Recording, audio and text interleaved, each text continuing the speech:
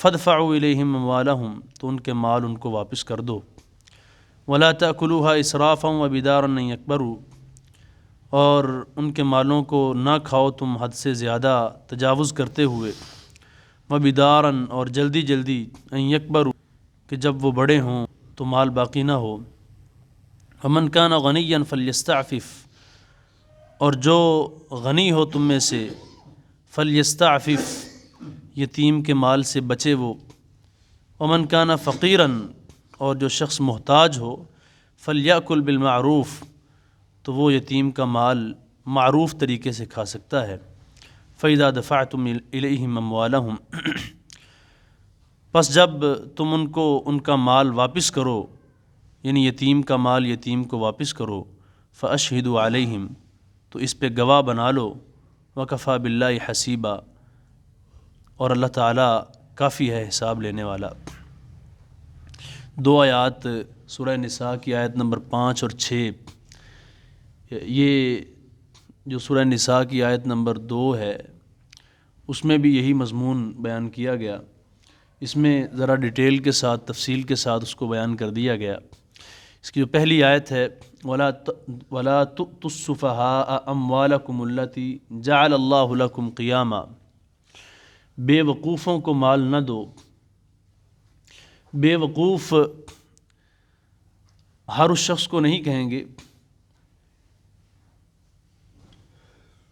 کہ جو قوت فیصلہ تو رکھتا ہے لیکن اسراف فضول خرچی کرتا ہے۔ ہمارے ہاں بے وقوف وہ شخص ہوتا ہے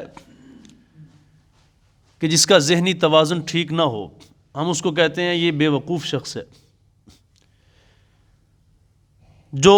یہاں ذکر ہو رہا ہے وَلَا تُؤْتُوا السُّفَهَاءَ أَمْوَالَكُمُ الَّتِي جَعَلَ اللَّهُ لَكُمْ قِيَامًا، اس میں ہر وہ شخص آئے گا کہ جو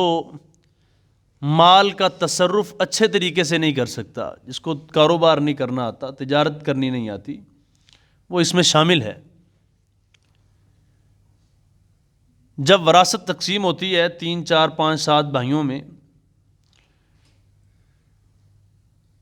تو بھائی جانتے ہیں کہ ہمارے اس بھائی کو جب اس کا حق ملے گا، اس کی وراثت اس کو مل جائے گی، اس کا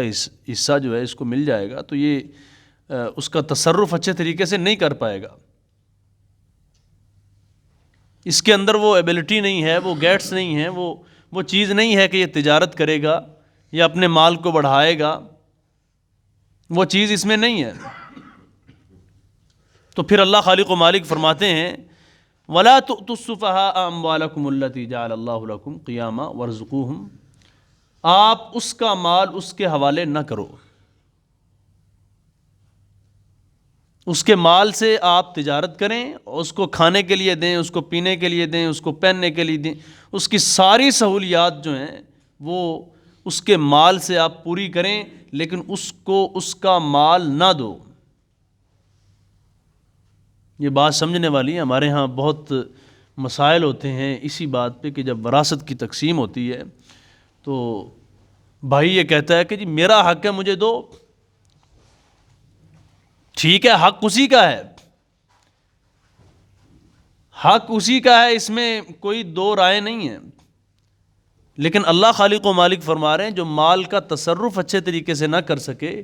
جو تجارت نہیں کر سکتا، جو مال کو بڑھا نہیں سکتا، جو کاروبار نہیں کر سکتا، آپ کو پتہ ہے، آپ کو اندازہ ہے، آپ کا زندگی کا حصہ اس کے ساتھ گزرا ہے، آپ جانتے ہیں کہ اس کو اگر اس کا مال دے دیا یہ فضول خرچی بھی کرے گا، اڑائے گا بھی، غلط کاموں پہ بھی لگائے گا، تو اللہ خالق و مالک نے سورہ نساء کی آیت نمبر 5 میں منع فرما دیا کہ اس کو اس کا مال نہ دو۔ اب ہمارے ہاں تو مسئلہ بن سکتا ہے، لیکن اس کو ہینڈل کرنا جو آپ کی فیملی کا سب سے بڑا ہے، جو گھر کا سربراہ ہے، اسے چاہیے کہ وہ اس کو سمجھائے، کیونکہ اس نے تو یہ کہنا ہی کہنا ہے کہ جس طرح میرے باقی سارے بھائیوں کو ان کا حصہ مل گیا، مجھے کیوں نہیں دے رہے آپ، وہ کہے گا، لیکن آپ کی اسیسمنٹ یہ ہے، آپ کا تجربہ یہ ہے کہ یہ مال کو ضائع کر دے گا۔ تو اللہ خالق و مالک فرماتے ہیں وَلَا تُؤْتُوا السُّفَهَاءَ اموالکم، اس کا مال اس کو واپس نہ کرو۔ ہاں آپ نے ورزقوہم، ان کو کھلانا بھی ہے پلانا بھی ہے، وکسوہم، ان کو پہننے کے لیے وہ چیزیں جو آپ اپنے گھر میں استعمال کر رہے ہیں اپنے مال سے، اس کے مال سے اس کے گھر میں کھانا پینا پہننا ہر چیز ہر سہولت آپ نے اس کی پوری کرنی ہے۔ اگلی آیت آیت نمبر 6 میں اللہ خالق و مالک فرماتے ہیں وابتلوا الیتامی حتی اذا یہ جو پہلی آیت ہے آیت نمبر 5، اس میں سب کا ذکر ہے، اور آیت نمبر 6 میں صرف یتیم کا ذکر ہے۔ وابتلوا الیتامی حتی اذا بلغوا النکاح، کہ جو یتیم کا مال ہے وہ آپ نے اس کو اس وقت واپس کرنا ہے جب دو شرائط اس میں پائی، نمبر ایک تو بالغ ہو جائے، نمبر 2 اس میں رشد آ جائے۔ رشد کہتے ہیں عقل سلیم کو، یعنی مال کا جو تصرف ہے، مال کا جو استعمال ہے، جب اس کو کرنا آ جائے تب آپ دیں گے۔ اگر دونوں میں سے دیکھیں یہ شرط جو ہے نا رشد والی، یہ لازمی ہے، ضروری ہے۔ وہ بالغ ہے، ہو گیا ہے بالغ، لیکن اس میں جو رشد کی شرط ہے، عقل سلیم کی شرط ہے، یہ نہیں پائی جا رہی تو آپ اس کو اس کا مال نہیں دیں گے۔ جو اس کا ولی ہے، گھر کا بڑا ہے، سربراہ ہے، بڑا بھائی ہے، مفسرین نے تو یہ بھی لکھ دیا ہے کہ اگر بڑا بھائی جو ہے نا وہ فضول خرچ ہو یا عقل سلیم کا مالک نہ ہو تو چھوٹا بھائی اس کا مال سنبھالے، بڑے بھائی کو چھوڑ دیں۔ یہ بھی لکھا ہے، یہ تفسیر ابن کثیر میں لکھا ہے، تفسیر القرآن میں لکھا ہے مولانا عبد الرحمن کیلانی نے۔ تو فرمایا وابتلوا الیتامی حتی اذا بلغوا النکاح فإن آنستم منہم رشدا فادفعوا الیہم اموالہم۔ اب بلوغت کب ہوگی یہ شریعت کے اندر واضح کر دیا گیا۔ حضرت علی رضی اللہ تعالیٰ عنہ فرماتے ہیں کہ جو لڑکی ہے اس کا حیض آنا اور جو لڑکا ہے اس کا احتلام ہونا، اس کو احتلام ہونا، یہ بلوغت کی شرائط ہیں۔ باقی عمر کے اعتبار سے یہ علاقوں کا فرق ہے، یہ سارے مفسرین نے یہی لکھا ہے کہ علاقہ جو ہے، جو گرم علاقے ہیں وہاں پہ جلدی بچے بالغ ہو جاتے ہیں، اور جو سرد علاقے ہیں وہاں تھوڑا دیر میں ہوتے ہیں۔ اور بنو قریظہ کی ایک جنگ تھی، اس میں حضرت عطیہ قرظی رضی اللہ تعالیٰ عنہ فرماتے ہیں کہ جو دشمن کے لوگ ہم نے پکڑے تو آپ علیہ السلام نے فرمایا کہ جس کے زیر ناف بال اگے ہوئے ہیں اس کو قتل کر دو، جس کے زیر ناف بال نہیں اگے اس کو چھوڑ دو۔ اس سے بھی ثابت یہی ہوتا ہے کہ زیر ناف بال جس کے اگائیں وہ بالغ ہے، اور جس کے زیر ناف بال نہ اگیں وہ بالغ نہیں ہے۔ تو یہ شریعت کے اندر، اسلام کے اندر احادیث میں جو بلوغت کی مختلف چیزوں کو بیان کیا گیا ہے، تو جب بالغ ہو جائے اور اس میں رشد بھی ہو، عقل سلیم بھی ہو، تو پھر آپ اس یتیم کو اس کا مال واپس کر سکتے ہیں۔ آگے فرمایا وَلَا تَأْكُلُوهَا إِسْرَافًا وَبِدَارًا أَن يَكْبَرُوا، یتیم کے مال کو جب اس کا والد فوت ہوا تھا تو وہ یتیم بچہ چھوٹا تھا، جس نے سنبھالا تھا اس کے مال کو، اسے چاہیے کہ وہ اس کو حد سے تجاوز کرتے ہوئے خرچ نہ کرے، وَبِدَارًا، اور تیزی کے ساتھ جلدی جلدی خرچ نہ کرے، أَن يَكْبَرُوا، ایسا نہ ہو کہ جب بچے جو ہیں جب وہ بڑے ہوں تو ان کا مال بالکل ختم ہو جائے۔ حضرت عمر رضی اللہ تعالیٰ عنہ فرماتے ہیں کہ یتیم کے مال سے تجارت کرو، کہیں ایسا نہ ہو کہ زکوٰۃ جو ہے اس کے مال کو کھا جائے۔ تو اس سے ثابت یہ بھی ہوتا ہے کہ زکوٰۃ جو ہے وہ یتیم کے مال پہ بھی لگتی ہے، زکوٰۃ اس کو ادا کرنی پڑے گی۔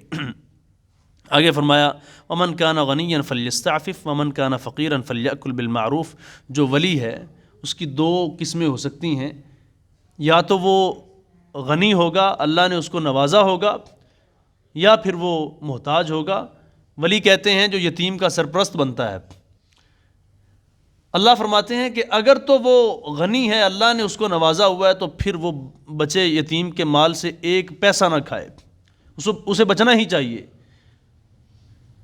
اور فرمایا وَمَنْ كَانَ فَقِيرًا، اور جو محتاج ہو پھر وہ فَلْيَأْكُلْ بِالْمَعْرُوفِ، اسے چاہیے کہ وہ معروف طریقے سے کھائے۔ معروف طریقے کا مطلب یہ ہے کہ وہ اس کے مال کی دیکھ بھال کر رہا ہے، وہ ایک طرح کا اس کا ولی بھی ہے، ولی تو ہے پہلے نمبر پہ، آپ ایک طرح کا اس کا نوکر سمجھ لیں کہ اس کے مال کو لے کے وہ چل رہا ہے، اس کی تجارت کر رہا ہے، وہ اس کا سیکٹری لگا ہوا ہے. تو جتنی تنخواہ ایک سیکٹری کی بنتی ہے، یہ جو لفظ ہے نا معروف طریقے سے وہ اس کے مال سے کھا سکتا ہے، یعنی جتنا اس کا حق بنتا ہے، جو ایوریج اس وقت چل رہی ہے وہ اسی کے مطابق کھا سکتا ہے. آگے فرمایا جب تم فَإِذَا دَفَعْتُمْ إِلَيْهِمْ أَمْوَالَهُمْ فَأَشْهِدُوا عَلَيْهِمْ، جب تم یتیم کو اس کا مال واپس کرو، جب آپ نے دیکھا کہ عقل سلیم کا مالک بھی ہے اور بالغ بھی ہو چکا ہے، دونوں چیزیں اس میں شامل ہیں، تو آپ جب اس کا مال اس کو واپس کر رہے ہیں تو فَأَشْهِدُوا عَلَيْهِمْ، اس پہ گواہ ضرور بنا لو. گواہی جو ہے نا وہ انتہائی لازمی اور ضروری ہے. بہت سارے مسائل جو ہیں وہ بعد میں ہو سکتے ہیں جو گواہی کی وجہ سے نہیں ہوں گے. وَكَفَى بِاللَّهِ حَسِيبًا، اللہ تعالیٰ کافی ہے حساب لینے والا. اللہ تعالیٰ سے دعا ہے اللہ تعالیٰ ہم سب کو دین حق کی سمجھ عطا فرمائے. وَمَا عَلَيَّ إِلَّا الْبَلَاغُ.